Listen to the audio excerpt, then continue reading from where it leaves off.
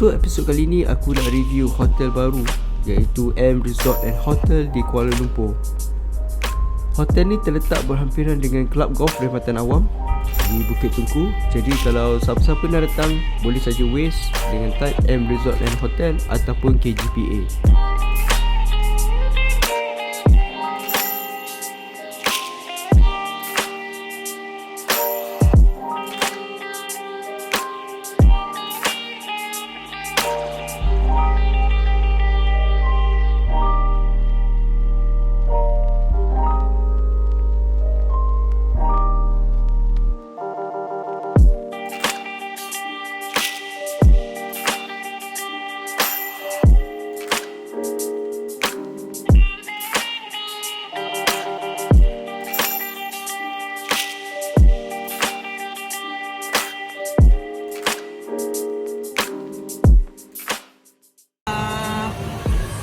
Kita sekarang dah pukul 4 baru check in.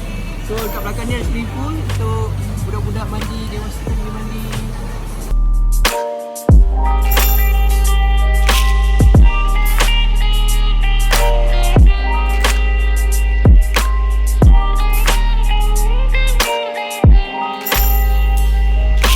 Antara kemudahan yang terdapat dekat sini ialah swimming pool, ada gym, kids club, spa dan juga ballroom untuk sebarang event atau parti.